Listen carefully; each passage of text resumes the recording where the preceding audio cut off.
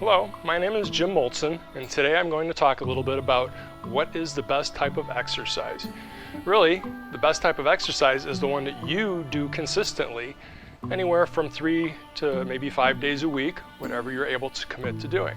That could be walking, running, swimming, aerobic activity. My preferred is Tai Chi and Qigong and other martial arts exercises, because I can do those without having to go to a gym or worry about space or special clothes or membership, and I can pretty much do it anywhere I'm able to.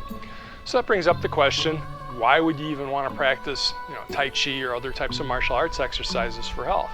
Well, for one thing, they've been around for anywhere from hundreds of years to thousands of years, so they've kind of proven the test of time that they do help to develop the mind, the body, and the spirit. As far as spirit goes, we're going to use the wording to be more along self-awareness, self-reflection, and basically being able to understand and see yourself as other people see you. So mind, body, and spirit is something that most people strive to have some kind of balance in their life, and through martial arts training or Tai Chi and Qigong, yoga, Pilates, those type of mind and body exercise methods are great ways to develop that connection. So another thing we need to do is really take an honest look at ourselves and see what phase of our life are we in. There's this 5-element theory, which has to do with traditional Chinese medicine, which pretty much breaks our lives into five unique segments, each one having a different effect on our mind, our body, and our self-awareness. So to understand what you should be exercising, it really depends upon what you enjoy doing, but you also have to be realistic to what your limitations are. The first 0 to 8 years of life, that's when we're just learning, we're sprouting, we're just starting to realize what life is all about. So that's really not the ideal time to be doing all kinds of weightlifting training, marathons, intensive training that you have no real experience with just because of the amount of lack of life experience.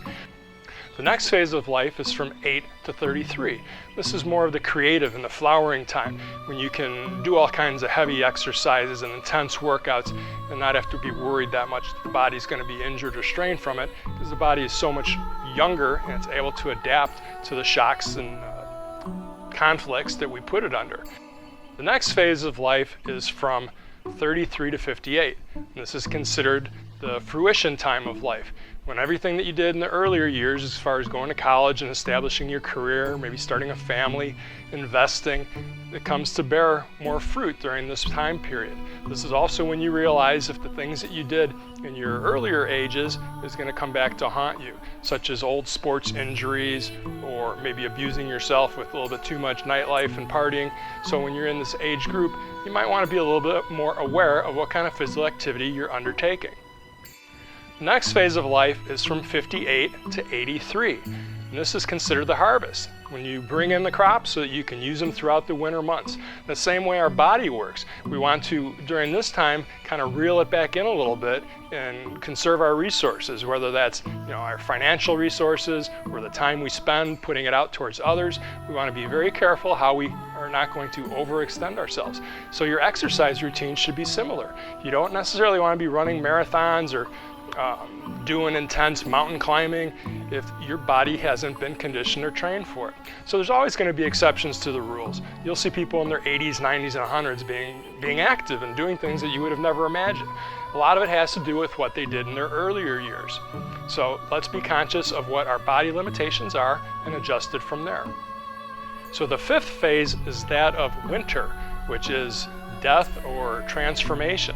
So this would be the years from 83 to 108. Hopefully everything we've done in the earlier phases will establish a strong foundation so that when we get to this phase of our lives, we can actually enjoy it somewhat and not be consumed by health concerns or financial crisis or other things that are going to worry us that really we should have been preparing for before we got to this point. So the phases again would be 0 to 8, that would be spring. 8 to 33, that's your summer.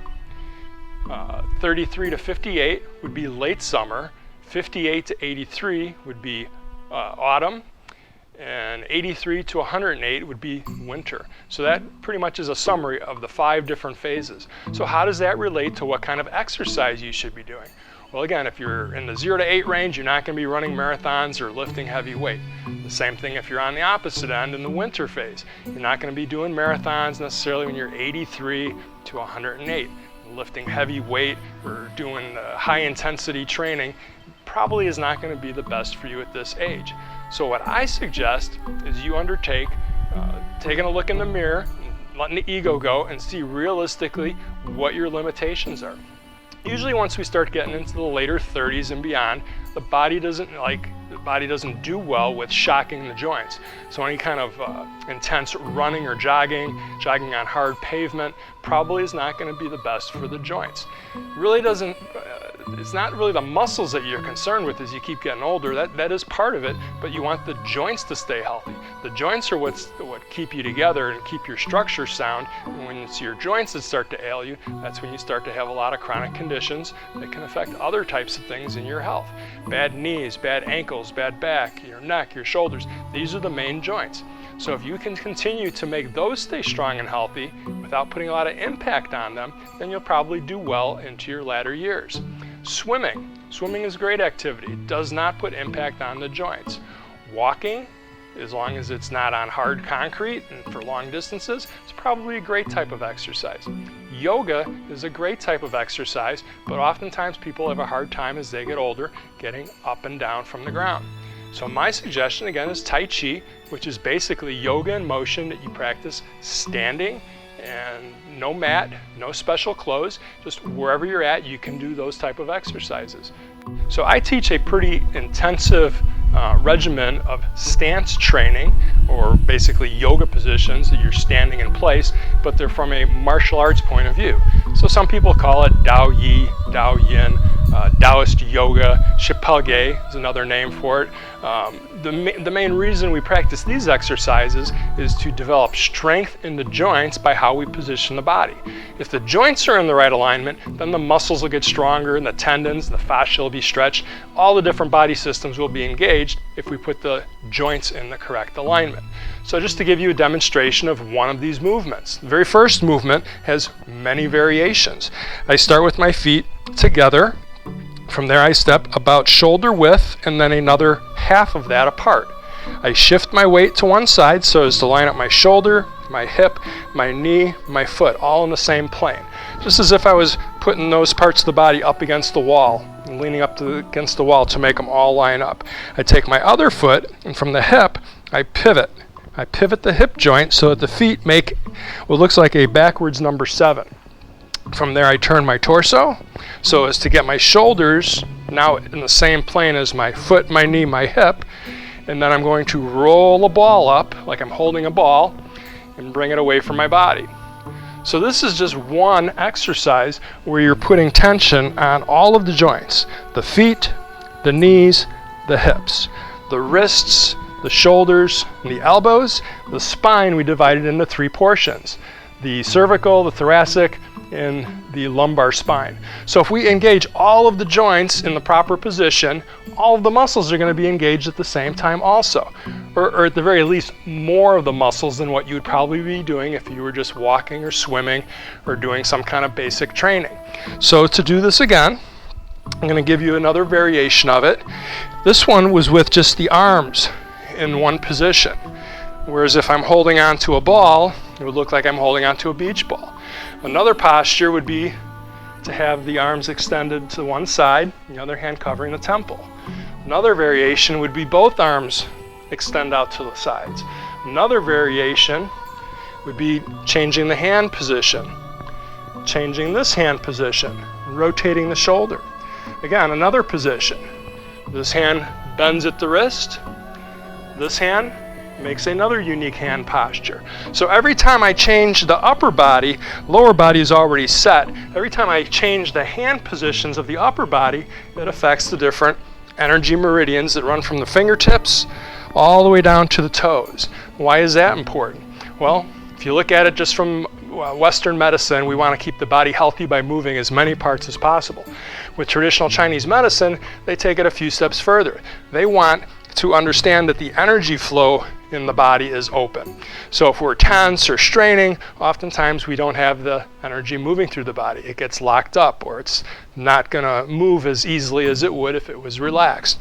So even with these postures where it might seem like there's some tension, I'm trying to relax the body into those positions.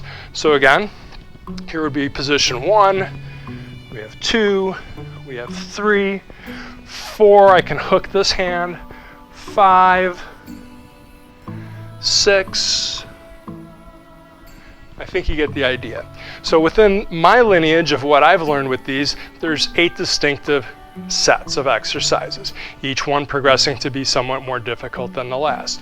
As we continue to go through the forms and each of the exercises, again, just to give you a variation, show you the depth and the spectrum of all these movements, this would be a basic twisted stance with the arm extended up and in front. So this would be like, again, number 1. Number 2 would be here. Number 3, turn the wrists out. Number 4, turn the hands under. Number 5, again, unique hand positions, turn them over. And then again, we just keep advancing and getting to be more complicated so as to challenge the body and to challenge the mind at the same time in order to make them work together. So I hope this all makes sense. This is kind of a brief summary of a very extensive and long set of exercises that could be practiced pretty much anywhere at any time throughout your whole life. And it doesn't have to be where there's a lot of tension or shock to the body, shock to the joints, as you can continue to maintain strength, flexibility, control, and balance. These are all the different things that we need as we continue to grow old. Take care.